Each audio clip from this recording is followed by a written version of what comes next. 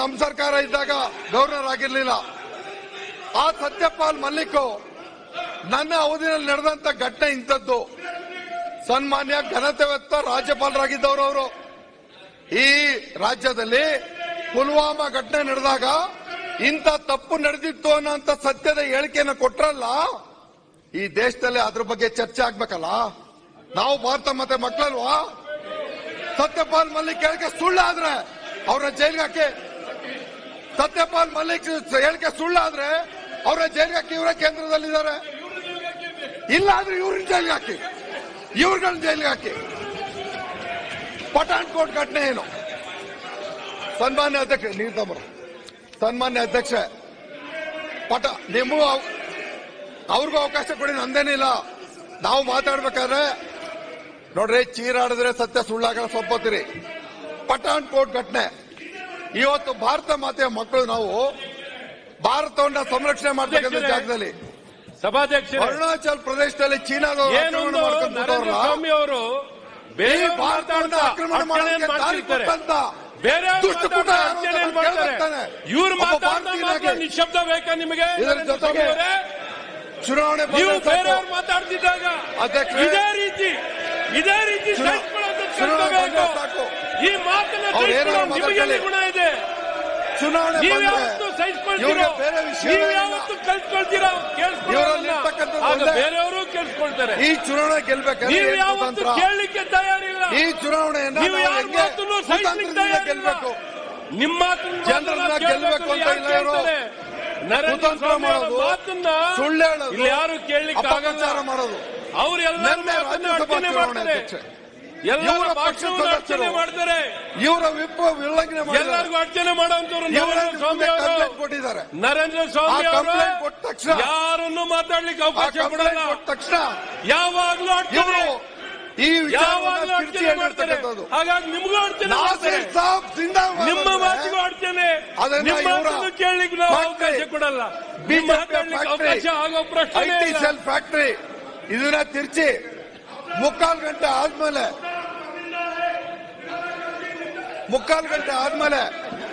ಅದನ್ನ ಮಾಧ್ಯಮಕ್ಕೆ ಕೊಟ್ಟರು.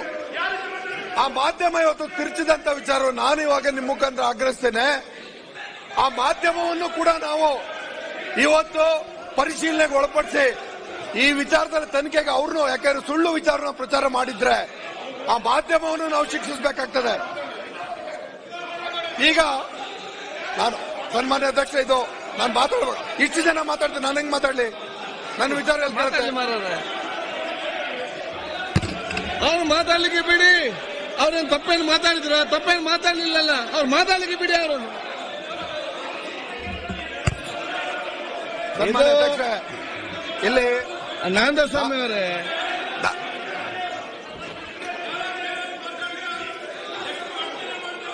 ಈಗ ಬೇರೇನಿಲ್ಲ.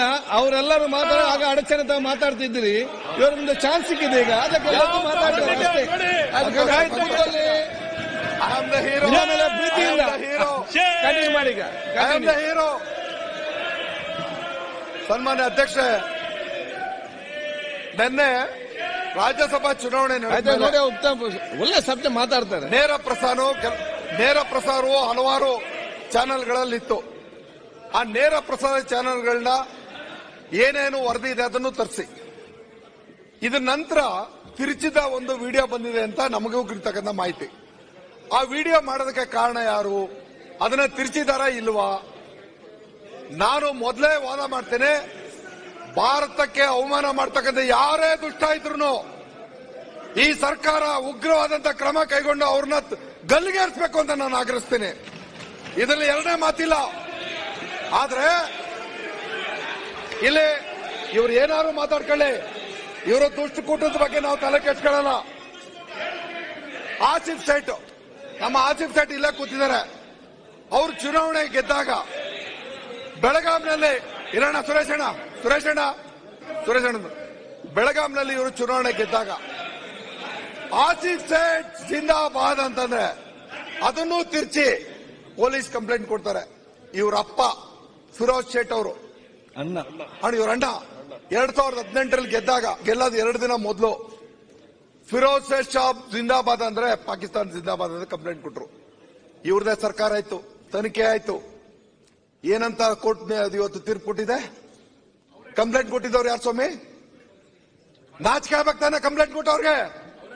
ಇವತ್ತು ನಾವು ಕೇಳ್ಬೇಕಲ್ಲ ಇದನ್ನ. ಈ ಕಂಪ್ಲೇಂಟ್ ಕೊಟ್ಟು ನಮ್ಮ ಶಾಸಕರಿಗೆ ಅವಮಾನ ಮಾಡಿದ್ರಲ್ಲ, ಯಾರು ಮಾಡಿದ್ರು? ಯಾರು ಮಾಡಿದ್ರು ಇದನ್ನ? ಇದರ ಜೊತೆಗೆ ಇಲ್ಲೇ ಕೂತ್ಕೊಂಡು ನಮ್ಮ ರಾಜುಗೌಡರು ಮಾತಾಡ್ತಾರೆ. ಶೃಂಗೇರಿ ಘಟನೆ ಏನಾಗಿದೆ? ಕೂತ್ಕೊಳ್ಳಿ. ಶೃಂಗೇರಿ ಘಟನೆ. ನಾನು ಬಿಜೆಪಿ ಅಂತ ಹೇಳಿಲ್ಲಪ್ಪ. ನಾನು ಬಿಜೆಪಿ ಅಂತ ಹೇಳಿಲ್ಲ. ನಿಮ್ಗೆ ಯಾಕೆ ಮೆಣಸಿಕಾಯಿ? ಆಯ್ತು, ಬೇಗ ಮುಗಿಸಿ. ಸನ್ಮಾನ್ಯ ಅಧ್ಯಕ್ಷರೇ, ಇಲ್ಲಿ ಈಗ ತಾನೇ ರಾಜುಗೌಡರು ಮಾತಾಡಿದ್ರು. ಶೃಂಗೇರಿ ಘಟನೆ ಮಾತಾಡಿದ ತಕ್ಷಣ ಈಗ ನಮ್ಮ ಕಂಟಿನ್ಯೂ ಮಾಡಿ, ಡಿಸ್ಟರ್ಬ್ ಆಗಬೇಕು. ಕಂಟಿನ್ಯೂ ಆಗಿ ಈಗ ರಾಜುಗೌಡರು ಮಾತಾಡಿದ್ರು. ರಾಜುಗೌಡರ ಕ್ಷೇತ್ರದಲ್ಲಿ ಶೃಂಗೇರಿ ಪೀಠವನ್ನ ರಕ್ಷಣೆ ಮಾಡಿದ್ದು ಟಿಪ್ಪು ಸುಲ್ತಾನ್. ಆ ಶೃಂಗೇರಿ ಪೀಠಕ್ಕೆ ಅವಮಾನ ಮಾಡಿದವರು, ಇವರ ಸಂಘಟನೆಯವರು. ಆ ಶೃಂಗೇರಿ ಪೀಠಕ್ಕೆ ಆ ಒಬ್ಬ ಬಜರಂಗ ದಳದ ಕಾರ್ಯಕರ್ತರ ಮುಖಾಂತರ ತಂದು ಅವನನ್ನ ಇವತ್ತು ಉಚ್ಚಾನ ಅಂತ ಹೆಸರಿಟ್ಟು ಅಲ್ಲಿಂದ ಈಚೆ ಕರ್ಕೊಂಡು ಬಂದ್ರು. ಈಗ ನಾನು ನಿಮ್ಗೊಂದು ಮಾತು ನಿವೇದನೆ ಮಾಡ್ತೀನಿ ಅಧ್ಯಕ್ಷೆ. ಈಗ ತಾನೇ ನಮ್ಮ ಯತ್ನಾಳ್ ಸಾಹೇಬರು ಮಾತಾಡ್ತಾ ಹೇಳಿದ್ರು, ಅವ್ರ ಕ್ಷೇತ್ರದಲ್ಲಿ ಟೋಪಿ ಹಾಕೊಂಡು ಮಗು ಎತ್ಕೊಂಡು ಮುತ್ತಿಕ್ತಾರೆ ಮುಸಲ್ಮಾನ್ ಹೆಣ್ಮಗುನ. ಇಲ್ಲಿ ಬಂದ್ಬಿಟ್ಟು ವಿರೋಧ ಮಾಡ್ತಾರೆ. ಚಿಂತೆ ಇಲ್ಲ, ಅವ್ರ ವೈಯಕ್ತಿಕ ವಿಚಾರಕ್ಕೆ ನಾನು ಅಡ್ಡಿ ಬರಲ್ಲ. ನಾವು ದೇಶದ್ರೋಹಿಗಳನ್ನ ತಾಯಿಗಂಡ್ರು ಅಂತಾರೆ. ಇವತ್ತು ಪುಲ್ವಾಮಾ ಘಟನೆಗೆ, ಪಠಾಣ್ಕೋಟ್ ಘಟನೆಗೆ, ಅರುಣಾಚಲ್ ಪ್ರದೇಶನ ಆಕ್ರಮಿಸ್ಕೊಂಡಿರೋದಕ್ಕೆ ಇವತ್ತು ಸುಳ್ಳು ಈ ತರ ಹೇಳಿಕೆಗಳನ್ನ ಚಿತ್ತಿ ಕಂಪ್ಲೇಂಟ್ ಕೊಟ್ಟು ಅವೆಲ್ಲ ನಿರಾಧಾರ ಅಂತ ನಿರೂಪಣೆ ಆಗಿ ಬಂದಿದೆಯಲ್ಲ. ಈ ವಿಚಾರದಲ್ಲಿ ಈ ದೇಶವನ್ನ ರಕ್ಷಣೆ ಮಾಡಬೇಕಾದ್ರೆ ಯಾರು ಅಧ್ಯಕ್ಷ? ಸುಳ್ಳರ ಕೈನಲ್ಲಿ ಆಡಳಿತ ಸಿಕ್ಕರೆ ಏನಾಗುತ್ತೆ ಅನ್ನೋದನ್ನ ಬಾಬಾ ಸಾಹೇಬ್ರು ಹೇಳಿದ್ರು. ಅವತ್ತು ನನ್ನ ಅತ್ಯುತ್ತಮವಾದಂತಹ ಸಂವಿಧಾನ ಯಾವಾಗ ಆಗುತ್ತೆ ಅಂತಂದ್ರೆ, ಪರಿಣಾಮಕಾರಿಯಾಗಿ ಇದನ್ನ ಜಾರಿ ಕೊಡ್ತಕ್ಕಂಥ ನಾಯಕತ್ವ ಬಂದು ಆಡಳಿತವನ್ನು ನಡೆಸಿದ್ರೆ ಇದು ಅತ್ಯುತ್ತಮ ಸಂವಿಧಾನ ಆಗುತ್ತೆ. ಯಾರು ಇದನ್ನ ಅಯೋಗ್ಯರ ಕೈನಲ್ಲಿ ಈ ಸಂವಿಧಾನ ಸಿಕ್ಕಿದ್ರೆ ಇದು ಕೆಟ್ಟ ಸಂವಿಧಾನ ಆಗುತ್ತೆ ಅಂತ ಅವರೇ ಹೇಳಿದ್ರು. ನಾನೆಲ್ಲ ಹೇಳ್ತಾ ಇರ್ತಕ್ಕಂಥದ್ದು. ಇವತ್ತು ನಮ್ಮ ದೇಶದ ಪರಿಸ್ಥಿತಿ ಅದಾಗ್ಬಿಟ್ಟಿದೆ ನೋಡಿ. ಇವರ ಪರಂಪರೆ ನೋಡಿ, ಇವರ ತರಬೇತಿಯನ್ನು ನೋಡಿ, ಇವರ ಆಕ್ರಮಣವನ್ನು ನೋಡಿ. ಈ ದೇಶಕ್ಕೆ ಉಳಗಾಲ ಹೇಳೋದಿಲ್ಲ. ಇವರು ಗೋಧಿ ಮೀಡಿಯಾ ಇಟ್ಕೊಂಡಿದ್ದಾರೆ, ತಿರುಚದ ಹೇಳಿಕೆಗಳನ್ನ ಕೊಡ್ತಾರೆ. ಆಯ್ತು, ಬೇಗ ಮುಗಿಸಿ. ರಾಷ್ಟ್ರದಲ್ಲಿ ಕೋಮುವಾದವನ್ನು ಹತ್ತಿಕ್ಬೇಕು ಅಂತಂದ್ರೆ ದಯವಿಟ್ಟು ನಿಷ್ಪಕ್ಷಪಾತವಾಗಿ ತನಿಖೆ ಆಗ್ಲಿ. ದೇಶದ್ರೋಹಿ ಯಾರೇ ಇದ್ರು ಅವ್ರ ಶಿಕ್ಷೆ ಆಗ್ಲಿ. ನಾವು ಭಾರತ ಮಾತೆಯ ರಕ್ಷಕರು ಅನ್ನೋದನ್ನ ತಮ್ಮ ಮುಂದೆ ನಿವೇದನೆ ಮಾಡಿ, ಸುಳ್ಳೇನಾದ್ರು ಇದನ್ನ ಪ್ರಚೋದನೆ ಮಾಡಿ ಈ ಸದನವನ್ನ ತಪ್ಪು ದಾರಿಗೆಳೆದಿದ್ರೆ ಇವರು ತಕ್ಕ ಶಾಸ್ತಿಯನ್ನು ಮಾಡಿ ಅನ್ನುವಂತ ವಿನಂತಿಯನ್ನು ಮಾಡಿ ನನ್ನ ಮಾತಿಗೆ ನೀವು ಅವಕಾಶ ಕೊಟ್ಟದಕ್ಕೆ ಒಂದ್ಸರಿ ನನ್ನ ಮಾತನ್ನು ಮುಗಿಸ್ತೇನೆ.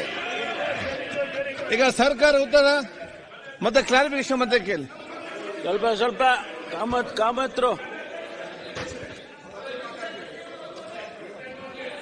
ಉತ್ತರ ಕೊಟ್ಬಿಡ್ತೇನೆ. ಉತ್ತರ ಮತ್ತೆ ಕ್ಲಾರಿಫಿಕೇಶನ್ ಕೇಳಿ. ಉತ್ತರ ಕೊಟ್ಟ ನಂತರ ಮತ್ತೆ ಮಾತಾಡಿ. ಇಲ್ಲ ಗುಡ್ 1 o'clock ಅಲ್ಲ, ಉತ್ತರ ಕೊಟ್ಟ ನಂತರ ನೀವು ಮಾತಾಡಿ. ಕ್ಲಾರಿಫಿಕೇಶನ್ ಕೇಳಿ, ಉತ್ತರ ಕೊಡಿ. 2 ನಿಮಿಷ ಮುಗಿಯುವುದಿಲ್ಲ. Same repetition. ಉತ್ತರ ಕೊಡ್ಬೇಕಲ್ಲ ಅವ್ರದ್ದು. ನಮ್ಗೆ ಕೊಟ್ಟಿದ್ದಾನೆ ಉತ್ತರ ಕೊಡ್ಲಿಕ್ಕೆ. ಆಮೇಲೆ ಕ್ಲಾರಿಫಿಕೇಶನ್ ಕೇಳಿ.